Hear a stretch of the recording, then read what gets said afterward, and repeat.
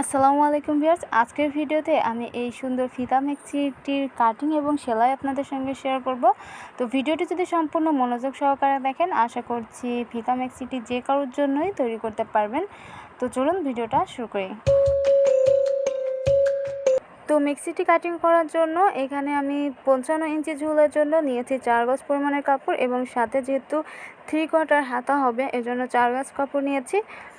আপনারা যদি শর্ট হাতা তৈরি করেন তাহলে 3 গজ 12 গিরা নিলেই হয়ে যাবে, অথবা 3.5 গজ এভাবে নিলে হবে। তবে যদি 55 ইঞ্চি ঝুল হয়ে থাকে তাহলে পারে, এবং 3/4 হাতা নিলে এভাবে 4 গজ নেবেন। এখন আমি কাপড়টাকে প্রথমেই সারিয়ে নিচ্ছি, এই কোণা এবং ওই কোণা। দেখুন এখানকার এই পাশটার এই কোণাটা এবং অপর সাইডের আরেকটা কোণাটা নিয়ে মাঝামাঝি করে ভাঁজ দিব। এই যে এই পাশের এই কোণাটা, দুই কোণাটা এখন একসঙ্গে করে ধরে এটা এভাবে সারিয়ে নিচ্ছি। তো প্রথমে আমরা এভাবে ডাবল ভাঁজ দিয়ে নিয়ে তারপরে বহরের সাইডে আরও একটা ভাঁজ দিয়ে দেখুন এভাবে 4টা পার্ট করে নিলাম। তো মেক্সি কাটিংয়ের ক্ষেত্রে সব মেক্সি কুচিওয়ালা, গোল গলা বা টেবিল গলা যে কোনো মেক্সিরই কিন্তু এরকম 4টা পার্ট করতে হয়।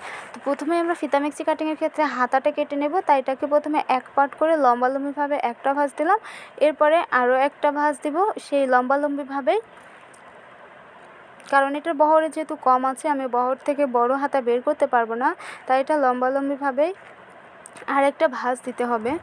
তো লম্বালম্বিভাবে আমি আরও একটি ভাঁজ দিয়ে নিলাম। এখন আমরা হাতার মেন লম্বার মাপটা নেব। মেন লম্বার মাপটা হচ্ছে 18 ইঞ্চি। তো আমি এখানে 18 ইঞ্চিতে মার্ক করছি, এদিক থেকে ধরো 18 ইঞ্চিতে মার্ক করছি যেন দাগটা দিতে সোজা হয়। তো মার্ক করার পর এখন উপর থেকে ধরে এই যে 18 ইঞ্চি থেকে 1.5 ইঞ্চি বেশি নিচ্ছি, এটা হচ্ছে এক্সট্রা সেলাইয়ের জন্য। এরপরে মার্ক করে দিলাম। এখন উপর থেকে ধরে 3.5 ইঞ্চিতে মার্ক করছি আরমহলের জন্য, এটাতে মার্ক করে নিলাম। এখন আমরা এই যে আরমহলের মোহরার জন্য যা আছে তাই নিচ্ছি, 8 ইঞ্চি আছে। আর এক্সট্রা সেলাইয়ের জন্য প্রয়োজনে আমরা এদিকে একটু বাড়িয়ে নেব, এই যে এখানে আমরা একটু জয়েন্ট দিয়ে নেব। আর এখানে হচ্ছে মোহরির মাপ নিচ্ছি, মোহরি হচ্ছে 12 ইঞ্চি, তার জন্য অর্ধেক 6 ইঞ্চিতে মার্ক করতে হবে। তো আমি এখানে 6 ইঞ্চিতে মার্ক করে নিচ্ছি আর এক্সট্রা নিলাম 1.5 ইঞ্চি। এখন আমরা শেপ কাটের সাহায্যে এটাকে সুন্দরভাবে মিলিয়ে দিচ্ছি। এদিক থেকে 2 ইঞ্চি নিলাম, এখান থেকে 2 ইঞ্চি পর থেকে এভাবে রাউন্ড করে নিচ্ছি। এখন আমরা এই মার্ক অনুযায়ী কেটে নিচ্ছি। কেটে নেওয়ার পরে এই অতিরিক্ত এই অংশটা এর সঙ্গে জয়েন্ট দিয়ে নিব, এই জয়েন্টের উপর দিয়ে, তাহলে আমার এক্সট্রা সেলাইয়ের যে কাপড়টা আছে ওটা পুজে যাবে।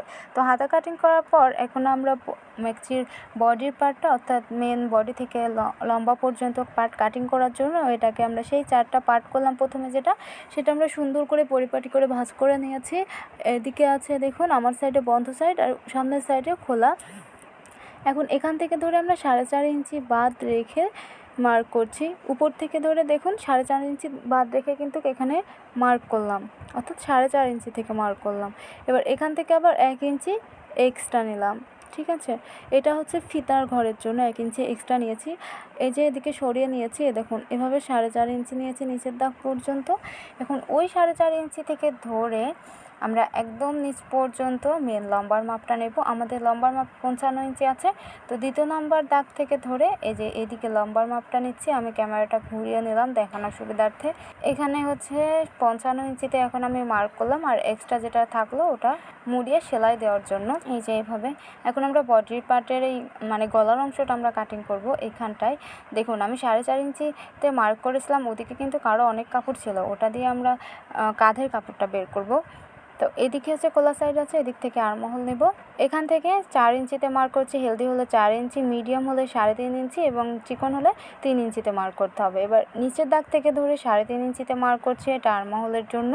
এবারে বক্স তৈরি করে নিলাম, এভাবে রাউন্ড করে নিলাম। তো এই পদ্ধতি ছাড়াও আরও একটা পদ্ধতি আছে, আমি একটু পরে দেখিয়ে দিচ্ছি। আর এটা হবে দেখুন 9 ইঞ্চি, যদি উপরে 4.5 ইঞ্চি জয়েন্ট করি, ওই যে নিচের দাগে কিন্তু 4.5 ইঞ্চি পড়েছে, আশা করি বুঝতে পেরেছেন। তো এখন আমরা দাগে দাগে এটা কেটে নিচ্ছি। কেটে নেওয়ার পরে আরও একটা পদ্ধতি আপনাদের দেখিয়ে দিচ্ছি যে আরমহল এবং কাঁধগুলো কীভাবে কাটবেন। তো কেটে রাখা উপরের অংশটাকে এখন ডাবল ভাঁজ দিয়ে জাস্ট উপরে রাখছি আপনাদের এই পদ্ধতিটা দেখানোর জন্য যে ম্যাক্সির বডির মাপ অনুসারে কিভাবে আরমহল এবং গলাটা কাটবেন। তো বডি যত হবে তার থেকে 6 ইঞ্চি লুজ নিতে হবে, কামিজে আমরা 4 ইঞ্চি নিয়ে থাকি। তো এখান থেকে ধরে আমরা হচ্ছে বডি 40 ইঞ্চি, 6 ইঞ্চি লুজ করলে হচ্ছে 46 ইঞ্চি। তাহলে এখানে দেখুন অর্ধেক নিতে হবে, 11 ইঞ্চি 200 তাহলে 46 হচ্ছে। তো আমি 11 ইঞ্চি 200টাতে এখানে মার্ক করলাম। কোন দিক থেকে করেছি আশা করছি বুঝতে পেরেছেন। এখন এই মার্ক থেকে আরও 1 ইঞ্চি এদিকে নিলাম, এটা হচ্ছে এক্সট্রা মনে করেন সেলাইয়ের জন্য, ঠিক আছে। 1 ইঞ্চি বাড়তি নিয়েছে ওদিকে।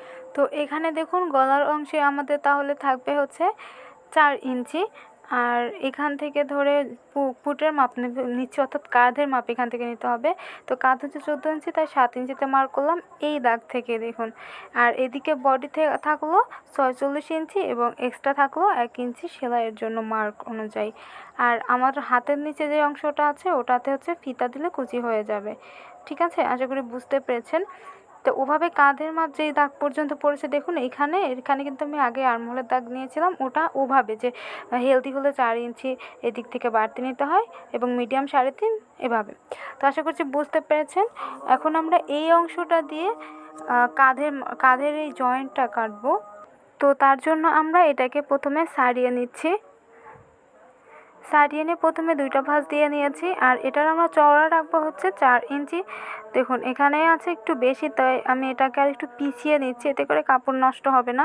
এভাবে 8 ইঞ্চি অনুযায়ী পিছিয়ে নিতে হবে 2 ভাঁজে, ঠিক আছে। এই যে 2 ভাঁজ করে এখন 8 ইঞ্চি আছে, আর একটা ভাঁজ দিলাম, 4 পার্ট হয়ে গেল এবং চওড়াতে আছে দেখুন 4 ইঞ্চি। এই যে এইভাবে সুন্দর করে ভাঁজ দিয়ে নিলাম, 4 ইঞ্চি চওড়া আছে। এবারে লম্বি একটা ভাঁজ দিলাম।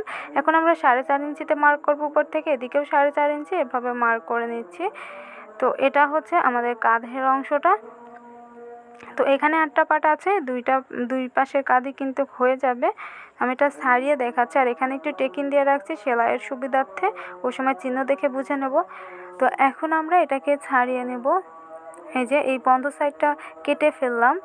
এখন আমি আলাদা করে দেখাচ্ছি, দেখুন এটা 2 ভাঁজ দিয়ে এভাবে হবে, এই পাশেরটা একটা এবং এই পাশেরটা 2 ভাঁজ দিয়ে এভাবে হবে। তো সেলাইয়ের সময় এটা খুব ভালোভাবে বুঝিয়ে দেব। এরপরে আমরা আর্মহোলের এই অংশটাও কেটে দেব। এটা যে এখানে জয়েন্ট হবে আর এখানে ফিতার ঘর হবে, এটা এইভাবে ভিতরের দিকে যাবে। এখানে দেখুন এটা এত হয়েছে 9 ইঞ্চি। এখন আমরা রাউন্ড করে আর্মহোলের অংশটা কেটে নিচ্ছি। তো এর সঙ্গে আমার বডির অংশ এবং কাঁধের অংশ দেখুন কাটিং হয়ে গিয়েছে।